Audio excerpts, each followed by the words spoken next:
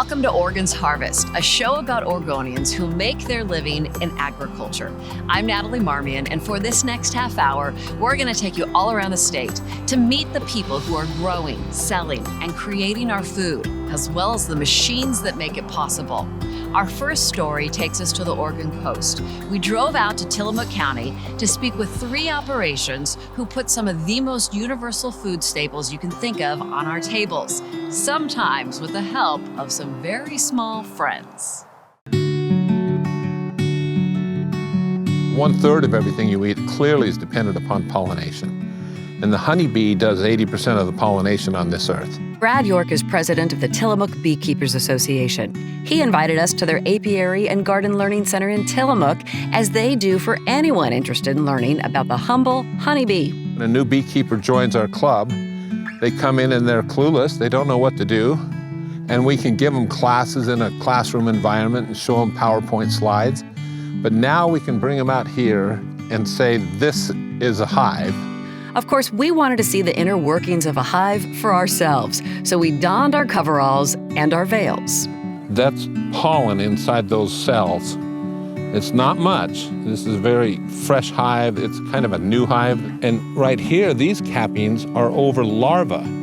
The queen lays an egg, and roughly at day 7 or 8, worker girls will cap over the larva so that they can grow and develop into a bee. We were even lucky enough to be graced by a visit from quite the royal guest. Here we go. We got a queen right here.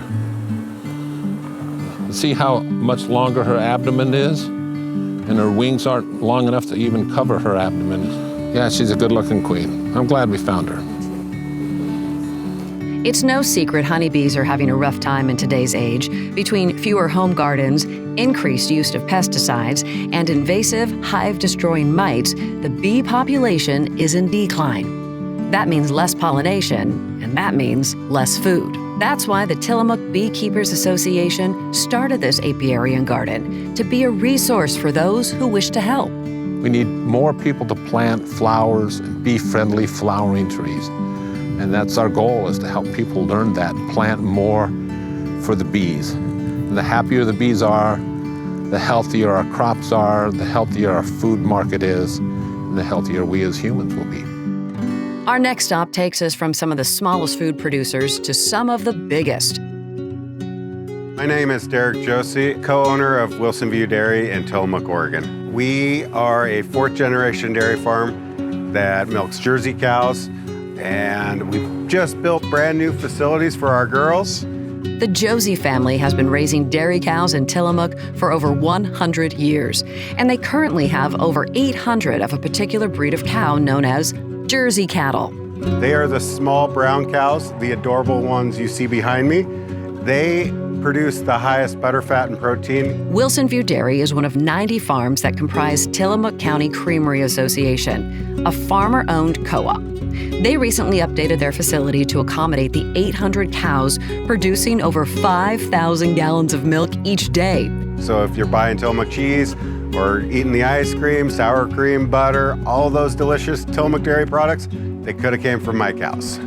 The centerpiece of this facility is a large-scale rotary, where twice a day the cows line up to be milked. It's a mostly automated process, taking about 9 minutes before they're supposed to get off. With Jerseys, sometimes they go, yeah, I'm gonna stay on, and they'll try and go another round. So we had to hang a barrel, which we thought would get them to back off, but now they just play with the barrel.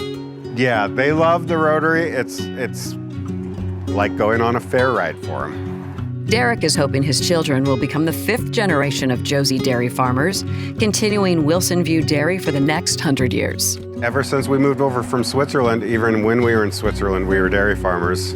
So it's a way of life for us, and we love it. It's a great way to raise our family. The kids enjoy the cows, and I wouldn't want them to be raised any other way.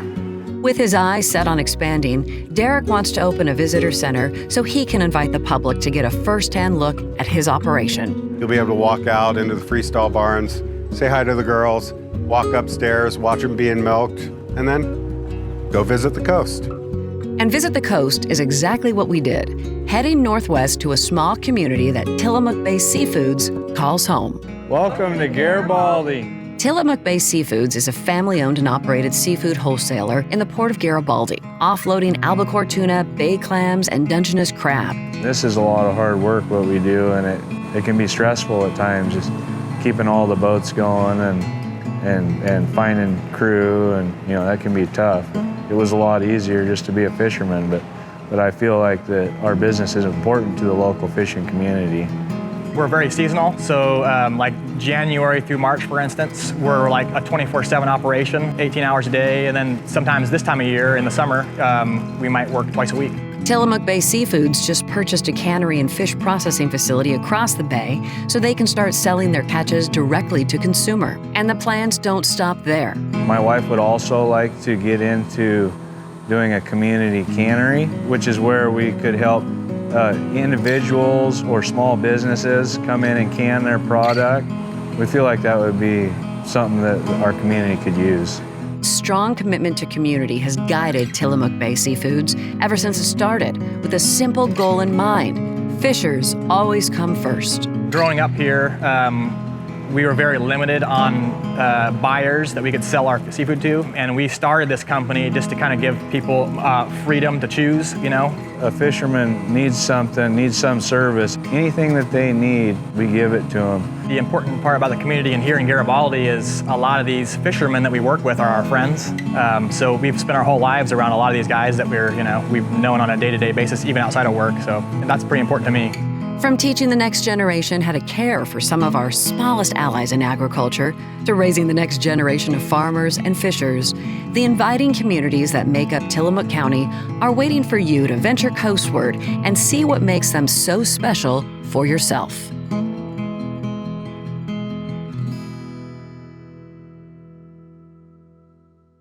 Oregon is home to over 37,000 working farms, growing, raising, and harvesting the bounty of Oregon. And as you'll learn in our next segment, some, like Abbey Road Farm, invite guests to enjoy a bit of everything farm life has to offer. Nestled in the heart of Willamette Valley wine country lies Abbey Road Farm, a working 82-acre farm, bed and breakfast, and event venue featuring 42 acres of wine grapes that are used to create 14 varieties of wine. We're really trying to utilize everything that the farm produces and share it with the people who come visit us. Kristen Baxter is operations manager at Abbey Road Farm. She says the owners, Daniel and Sadie Wilkins, purchased the property in 2017 in an effort to create a warm, welcoming space for visitors to enjoy the many bounties Oregon has to offer. Oregon has some incredible soil and really makes it easy to grow a lot of different produce and products that we can use in all of the areas where we operate. A sister operation to Abbey Road Farm is the restaurant Quaintrell in Southeast Portland. It specializes in ever-changing tasting menus, highlighting Oregon farmers, ranchers, and fishers. Part of their vision when building out this property was really to produce produce and other products that they can use and serve on their menu. So it's a true our farm to our table experience between the two. And Kristen says Abbey Road Farm is always looking at new, innovative ways to expand on those ideals. This past year, we've just added our produce program. So we have a farm on property and an on-site farm manager who works with our chefs at Quaintrell to get them produce, as well as working with our on-site chef for our breakfast program. That farmer is Caitlin Sharp, who sits down with Quaintrell each growing season to discuss what Abbey Road can provide for their customers. Tomatoes, cucumbers, peppers, and some of the newer stuff coming on. So some wintertime squash and all of those yummy root vegetables. Caitlin says the chefs at Quaintrell are always looking for the latest, freshest flavors as the seasons change. Quaintrell has this really beautiful bean dish, so he's been really enjoying the green beans coming in, along with some other things like herbs and perennials that he has actually been asking for quite a bit through the season as they come, and some edible flowers and all the good stuff, making those plates look so beautiful. But those who stop by Quaintrell aren't the only ones who get to sample the crops grown by Caitlin. Here at Abbey Road, we have the bed and breakfast. It's a pretty unique experience in that when you wake up in the morning, just obviously beautiful views, but The breakfast is pretty phenomenal. It's 5-course and changes with the season, so there's typically some sort of salad involved, a really nice whipped yogurt, and it just plays out through the season really well. Overnight visitors are treated to a unique view, overseeing the very produce they'll be eating come morning. And not only that, but guests can also interact with familiar farm friends, from alpacas to goats, donkeys, and cows, and of course, we have over 100 chickens on site, probably 20 ducks, 4 turkeys, and we utilize all of their eggs here at Abbey Road Farm and also with Quintrell. Ashley Van Meter is the chief animal caretaker at Abbey Road Farm. She says duck and turkey eggs are mainly sent over to Portland, while Abbey Road Farm's head chef uses chicken eggs for daily breakfast and makes deviled eggs for weekend tastings. Like many of the guests who visit, Ashley tells us she found the farm to be a welcome change to her daily routine. I wanted to be outside, be around something that I loved and was familiar with. It's very, very unique setting, and I loved being able to interact with all of the different animals and learn about the new animals, learn our beekeeping program. Abbey Road Farm's beekeeping program is currently home to 7 hives, housing nearly 500,000 bees at their seasonal peak, acting as an important part of the farm's ecosystem. They're really great for pollinating all of the plants in the garden and all the vines in the vineyard. The honey the bees make goes a long way, being used in the farm's breakfast and tasting rooms, and the bees' wax left over is made into candles, chapsticks, and more. It's been pretty incredible learning what I've learned and just seeing how incredible the honeybee actually really is. So if you decide to make the trip to Abbey Road Farm, Caitlin invites you to experience the same warmth and hospitality she shares with her team every day. It's a really special place here at Abbey Road. We have a pretty small team, relatively speaking, and how large we are. We wear a lot of hats here. A lot of us work together really well, and it feels like a family. You can discover upcoming events, plan your stay, book a wine tasting, and experience farm life for yourself at abbeyroadfarm.com. Turning now from one beautiful location to another, we visit with a sod farm and landscape artist to learn how Oregon-grown plants and grass and American-made machines come together to enrich our homes, communities, and our state.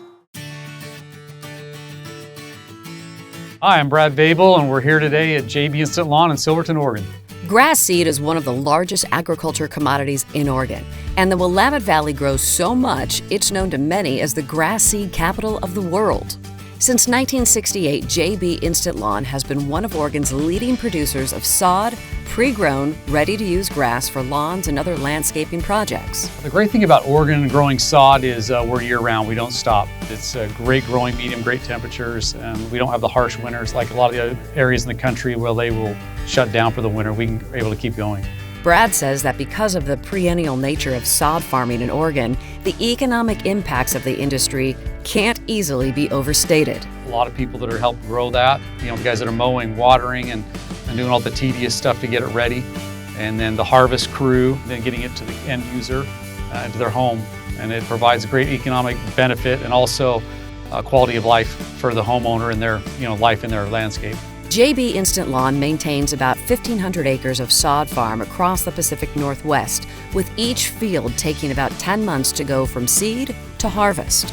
Once we're done with the field, we'll work it, till it up, then grade it, smooth it back out, get it ready, get it prepped, get it nice and level, ready for seed, and then we'll seed it, net it, and then start watering it and grow it up until it's mature enough to harvest. Once harvested, the sod will be sold to homeowners, DIYers, and big box stores. But most of JB's product is sold direct to contractors to be used in any number of projects. It's anything from a residential setting like we see today to building communities with parks and things like that. James Stone is construction manager at Pacific Landscaping. He tells us that sod grown in the Pacific Northwest is a crucial part of well over 75% of the jobs he oversees. And it all comes down to one word: versatility. In a residential side of things, it makes it a very good overflow area for a back patio. When you're entertaining, they can easily enjoy on the yard. On a larger scale, they work very well for a park. If they need overflow parking, the grass can handle the durability of a vehicle driving on it. or on a school application where they're doing sports and things. So there's soccer, there's football and things. So it's a pretty crucial part of the landscape. But James says it's not just about fun and games. We have to have our rainwater go somewhere. And keeping it in a natural environment such as a grass lawn or a planting bed of any kind is always the best solution. Building landscapes out of Pacific Northwest grasses, trees, and shrubs isn't easy. A single 2-foot by 6-foot roll of sod can weigh 60 pounds in the summer. But in the wintertime, it can weigh almost 120 pounds. So having this guy on our team, on every single one of our crews, to help lift those rolls from the sod pallet, from where JB Instant Lawn delivers it, and then carrying that to where we have to set it, either here or in the backyard or whatever the setting may be. Because this job without a Bobcat would take a week, and instead the guys can do it in 2 days. James says he and his workers consider these machines members of the crew and are a crucial part of building the landscapes we as Northwesterners enjoy in and around our homes, city parks, and tree-lined streets. All the plants and trees and sod are grown in the Northwest, and so with the growth that the Northwest has, it helps us taking this Oregon-grown product such as the sod, plants, or trees, and helps us install it in that landscape. From cooling your yard, filtering rainwater, and collecting dust and pollen, Brad at JB Instant Lawn says he hears a lot of reasons why people enjoy the sod grown across Oregon and the Pacific Northwest, but none more often than one in particular. A lot of people like to be able to go out, take their shoes off, hang out with the kids, be outside, and that allows you to do that. You know, we play lawn games and do different things and throw a blanket out and enjoy the kids and the families. Pacific Landscaping relies on machines from Bobcat of Portland to complete its work. If you're interested in how they can help your projects come to life, visit bobcatofportland.com. Our final story takes us into Oregon's Mount Hood territory, where their harvest trail is bringing people from all across the state to experience Oregon agriculture firsthand. It's actually somewhat of an idea my sister came up with and worked with some others to kind of get everybody on board, but I think it really gets back to that idea for us of it's important to kind of share what we do with the broader community and work with others. Riley Bashew is just one member of the Bashew family that owns and operates Bashew's Family Farm, just outside Boring. This year, Bashew's is a participating farm in the Mount Hood Territory's Harvest Trail, a program inviting guests to visit a series of farms to celebrate rich traditions such as corn mazes, hay rides, and pumpkin patches. Riley says the program has enriched the sense of community among the farmers in Oregon's Mount Hood territory. We've got other friends that farm similar things that we do here in the county and elsewhere in the state. We're always sharing ideas, things that work, things that don't. That's always been kind of how I was brought up in this. You know, rising tide lifts all boats. And brought up in this is right. Since the 1920s, the Bashew family has been farming berries, trees, vegetables, and more on their property. And 5 generations later, we're still here doing this, and we've got 4 generations actively involved. My grandma's 96, and she still goes, "Hey, what can I do to help?" The entire family is out in force preparing for the fall's festivities. Bashew's has You Pick Strawberries in June, and after that, it's all about getting ready for October's pumpkin fun before the winter comes and the cycle starts anew. You can come out here, you can come out to the field, you can pick your pumpkin, you can do a hay ride, you can do a pig train ride. We have a hay maze and we got a hay slide as you wander around and just enjoy what we get to enjoy every day. And it's a cycle Riley doesn't see ending anytime soon. He hopes to continue inviting people to come connect with their agriculture roots for generations to come. You know, we're one of a large number of folks in Clackamas County and elsewhere around here, and it's just part of what we do, and being able to share that with the broader community is really neat. Some of those friends are just a few miles down country roads. Dolan Creek Farm is also a part of the Harvest Trail. In fact, one of the farms down the street, Bashew's farm, contacted me out of the blue just to say, "Hey, do you want to be a part of this trail thing we're going to do in the fall?" I thought it sounded great because I really believe farms need to come together. We love the collaborative aspect of the trail map and bringing the farms together, that we're not in competition, that we're in collaboration, spotlighting all the unique ways that these farms are doing things. Sisters Renee Bedoya and Dana Brecka work on Dolan Creek Farm, owned by their parents. Renee is head gardener and manages the farm's pumpkin patches, and Dana uses her expertise to design the pumpkin magic year-round, and especially during the fall. We try to make it a farm experience, and I think for a lot of people, especially in the cities, they enjoy just being out on farms, and we try to keep it as farmy as possible. The land that Dolan Creek Farm sits on has been farmed since 1890. In 1945, Renee and Dana's grandfather purchased the farm and started a family. Their parents, Kirk and Chris, still live on the land, and since 2017 have been proud to open it up and share farm life with the community. It's the only time of year that the farm is open to the public, and we have many visitors that drive down the driveway, and they often say, "We've just always wanted to drive down the driveway and see this historic farm." The pumpkin patch started small, selling only around 50 pumpkins the first year. Now, Renee and Dana say they have to limit the number of people who can come daily so that everyone has a chance to properly experience farm life. We want it to feel like you can feed an animal, you can sit around a campfire, you can ride a tractor, which a lot of people do. And there's so many of our neighbors do the games and different things like that really well.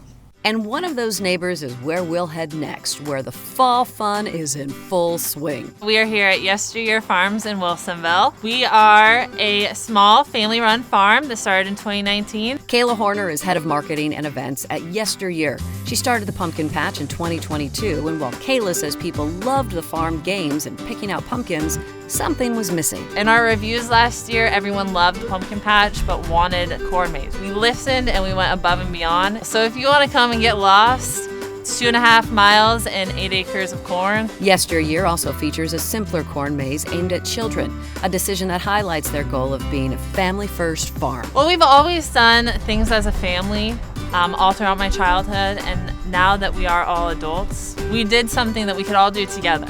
And we brought something to the area that we thought was lacking, and more of a farm that was centered towards families and families bringing them together. Yesteryear Farm started life selling pre-cut Christmas trees, but Yesteryear doesn't grow the trees or the pumpkins they sell during their seasonal events. We work with local farms and local farmers around the area and bring those trees in. So not only are you supporting us when you shop with us and buy trees and pumpkins from us, you're also supporting farmers around the area locally. And not only farmers, but local vendors that help supply the fun at Yesteryear's pumpkin patch, offering food, drinks, and gifts to guests of the farm. Enjoy your time while you're here. Well, that's picking out pumpkins or a Christmas tree, running through the 8-acre corn maze or the sunflowers. We're here to help and bring something new to the community, and we want you all to enjoy it.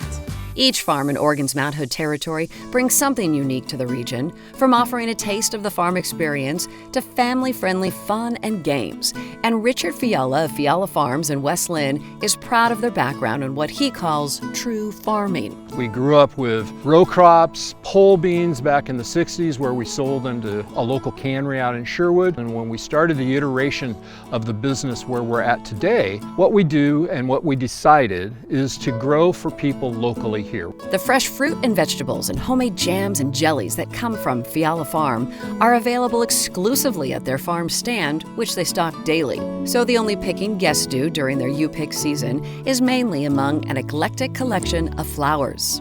We have about 500 dahlias in bloom during the season. We also have added sunflowers and a host of other smaller flowers, perennials, for people to come and enjoy. They get to come out 7 days a week and cut their flowers, and they go home pretty.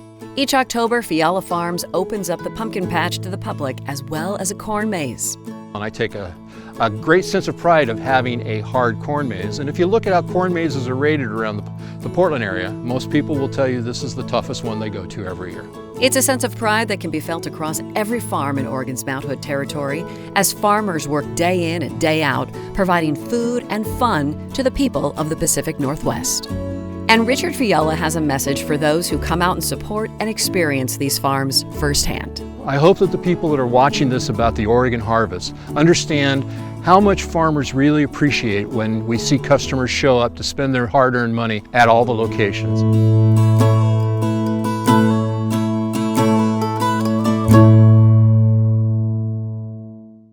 In addition to the 4 farms featured, Leopold Farms in Boring is also part of this year's Harvest Trail Passport program. To learn more and join in on the fun, visit mounthoodterritory.com/harvest. That's all for Oregon's Harvest. Hopefully we have left you inspired by the expertise and passion that drives Oregonians working in agriculture. I'm Natalie Marmion. Thank you so much for joining us. We'll see you next year.